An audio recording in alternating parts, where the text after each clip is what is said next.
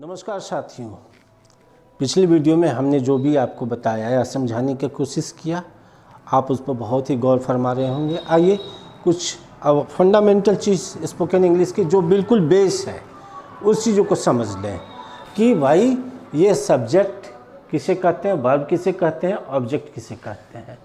Subject किसे कहते हैं? अरे भाई, काम करने वाले को सब्जेक्ट कहते हैं। जो व्यक्ति काम कर रहा है या जिसके द्वारा काम किया जा रहा है उसे क्या कहेंगे?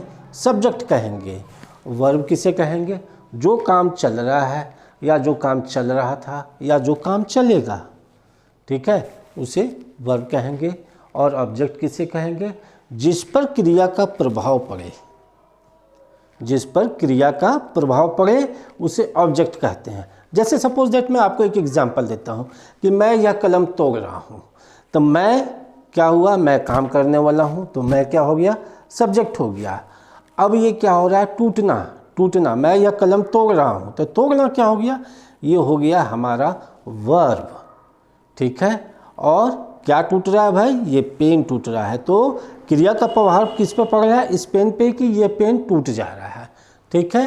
तो ये जिस पर क्रिया का प्रभाव पड़ जाए उसे क्या कहेंगे? ऑब्जेक्ट कहेंगे। और वर्ब को सबसे अच्छा पहचानने का एक तरीका है कि जिस हिंदी शब्द के अंत में ना लगा हुआ रहेगा, आप मान लीजिएगा वो वर्ब है। आप एक क्या 1001 वर्ब्स को उठा के देख लीजिए और हिंदी में आप सोच के देखिए जितने भी वर्ब रहेंगे सभी के लास्ट में ना लिखा हुआ होगा। तो ये ना शब्द ही हमें वर्ब की पहचान करा देगा। अब जैसा सेंटेंस होता है या जैसा हमारा सब्जेक्ट होता है उसी के हिसाब से हम लोग बातचीत करते हैं। सपोज दैट अगर मैं कहूँगा कि मैं आम खाता हूँ, तो ये तो बिल्कुल सही है। लेकिन अगर इसी को अगर कहेंगे तुम आम खाता हूँ, तो ये तो बड़ा अटपटा लग रहा है भाई कि तुम आम खाते हो की जगह पे हूँ की जगह पे हो, मतलब बड़ा ही अटपटा टाइप का लग रहा है कि ये सेंटेंस कि मैं आम खाता हूँ, तुम आम खाता हूँ। तो जो जहाँ पे हिंदी का भी जो एक सुचारू रूप से काम करता है, जिस चीज़ को हम लोग आप कहेंगे कि बनाते हैं सेंटेंस, उसके हिसाब से ही हमें सोचना और बोलना है। सब्जेक्ट के हिसाब से हमें बोलना है।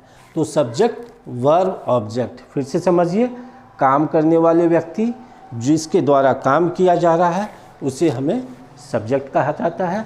और वर्ब जिस हिंदी शब्द के अंत में ना लिखा हुआ है और जो काम चल रहा है या चल रहा था या जो आगे चलेगा, आगे के समय में चलेगा, उसे हम वर्ब कहेंगे।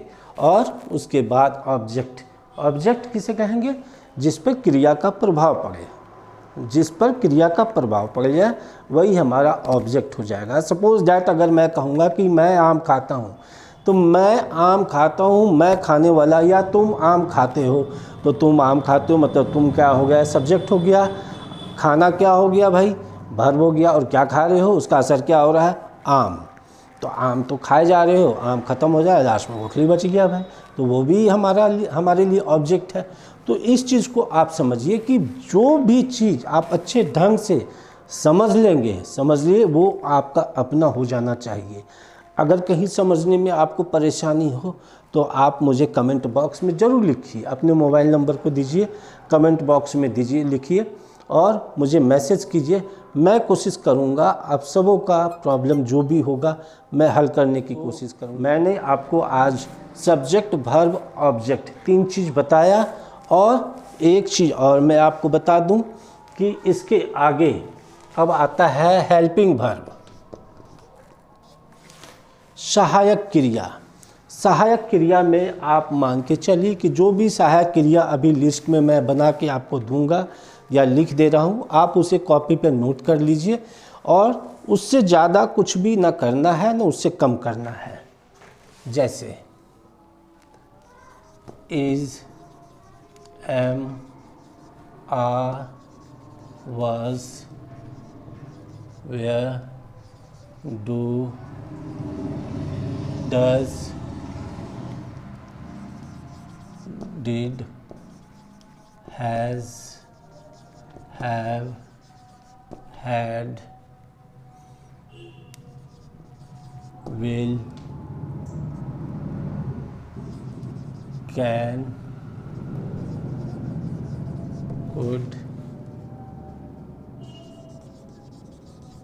should, may,